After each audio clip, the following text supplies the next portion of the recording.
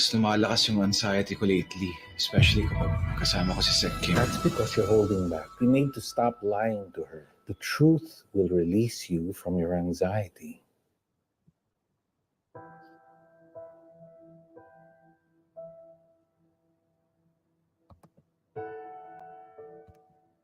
Donnie, it wasn't your fault. Well, it's not just that, Doc.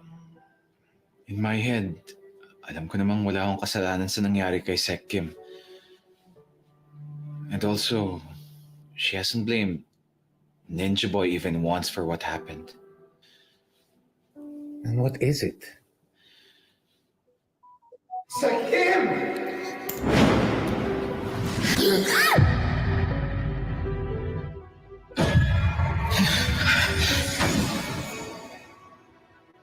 Doc, what if sabihin ko sa kanya yung totoo, then she starts remembering things? I don't want her to be like me. So what? What is so wrong about you? Doc, I'm not perfect. I'm constantly haunted by my trauma. I'm on meds 24/7. I can't form any proper relationship with anyone. I can't even kiss the girl I like. Doc, I'm a mess. Brandon, you are not a mess. You are suffering from PTSD. Sakit yun. And it's not you. I just don't want her to live a life like this. Like mine. Is that really the case, Brandon? Or are you just really afraid of rejection? Look, no one knows how Kim will react kung nalaman niya ang totoo. Iba-iba ang reaksyon ng bawat tao.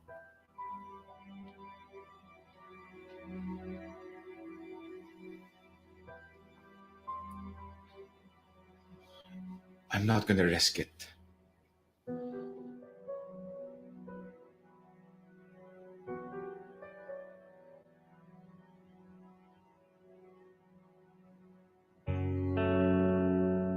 Hindi naman po kayo ibang tao sa akin, Sir Cyrus. Tinulungan niyo din naman po ako dati. Kaya kung ano man po yung maitutulong ko sa inyo, gagawin ko po. You should have said something sooner, Brandon. Well, it's too late now. I have feelings for her.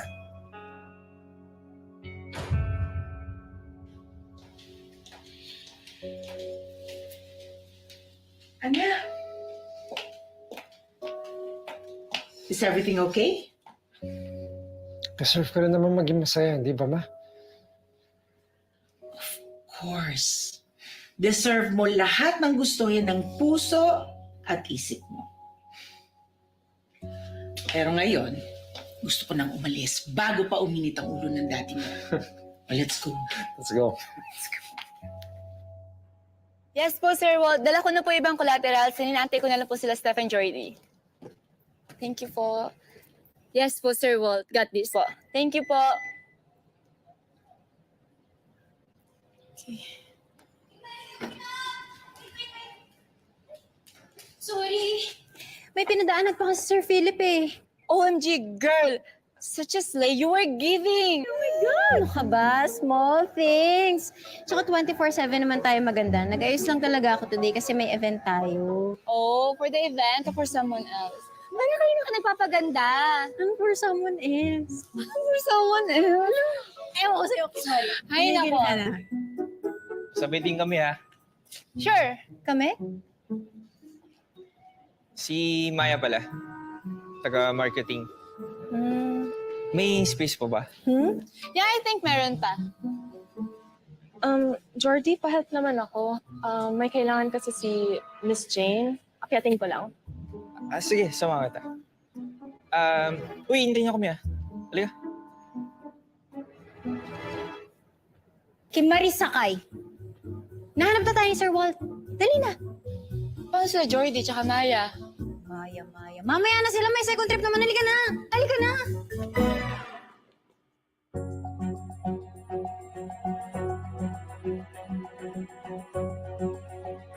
Sir Walt, where are we on the preparations? Na-brief mo na ba si Inigo?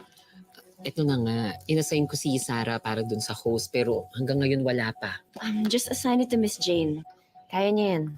Kakatawag lang sa akin ni Miss Sarah. Nagkaroon daw siya bigla ng rashes today. Allergy? Kung ano-ano kasing kinakain? Sinabihan ko naman na siya na magpa-check up na rin siya kaagad para malaman niya na rin kung ano yun and para safe na din para sa atin. So we're one man down. Ano yan, sige? Huwag na kayong mag-alala. Team B the best tayo, di ba? Kaya natin to. Okay, Kim Marie, please make sure na sabihin mo sa akin kapag nandiyan na yung host. And also make sure to coordinate all of the interview questions kay Miss Jane kasi very particular si Madam Carlota at very strict sa mga pwedeng itanong kay Sir Cyrus. Okay? Pero I thought kay Morpheus po ako naka-assign. Special request ni Madam Carlota si Sec Kim. Siya ang aalala kay Sir Cyrus. May ETA na pa si boss? Kakatawag ko lang kanina kay Baldo. Kanina pa daw sila nakaalis ng bahay. Okay po. Steph, pakiremind na lang si Sir Philip para siya mag-welcome ng mga VIPs natin. And, Steph? Steph? Steph? Steph, focus! Yes po. Noted po, noted po. Noted. Wait lang. Yes? I think they're here. Si boss? No, si Sir Cyrus, and he's looking for you. Okay, sige. Kayo na munang bahala, okay? Sir Walt, ikaw na to. Yes. Guys, listen up. We have 20 minutes till showtime. Okay, sige. What? Oh, this looks like another successful event. Oh, wag ko kay congratulate mo. My son did all the work. Sandro, you remember our son? Oh, Brandon, am I right? Your father can't stop talking about you. Compadre, this is my eldest son. The one who followed his dreams and succeeded. Cyrus, sir. Nice to meet you. Oh, but his fans simply call him Morpheus. The best-selling author. Yes. It's an honor to meet you. My daughter's a big fan. Pleasure's all mine, sir. Ano, compadre, makita tayo mamaya. Okay, yeah. Enjoy yourself. Congratulations. All right. I'll see There's you. champagne and canapes there, okay? Here. Oh, the Parks are here. Long time no see Oh, again. nice to see you, Mr. Park. Mrs. Park, welcome to the event. You know, my wife Carlota and my son Cyrus. Nice to meet you. Yes. Nice to meet you. Well, Shall we? yes. Shall we? Yes.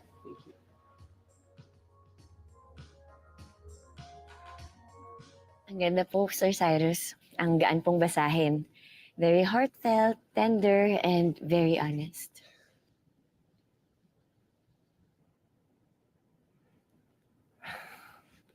You're too kind. Opinion ko lang naman po yun. I'm sure magiging bestseller po ulit yan. First time nila makikita ang mukha ko bilang si Morpheus. Pag kinakabahan ho kayo, tingin lang po kayo stage right. Nandun po ako para i-cheer kayo. Sige ho, good luck later. Sandali. I was hoping I could talk to you. May gusto sana akong sabihin sa'yo.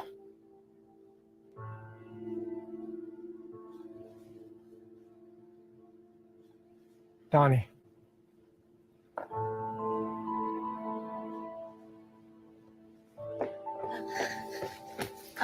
Boss, andito na po pala kayo. Pina-check lang ni Sir Cyrus yung speech niya para mamaya. Well, if he has to do that, then maybe he's not as good a writer as he claims to be. Boss, Second, Sir Cyrus, magsisimula na po yung program. Dito lang po tayo sa gilid to standby.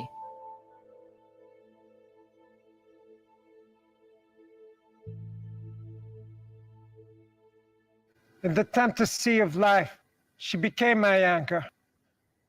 Once adrift in the dark currents of despair, she arrived as a glimmer of hope.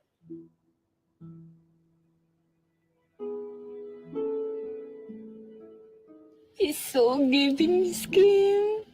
He looks so inspired. grabe ka naman mag-fangirl. Naisip mo pa talaga yun?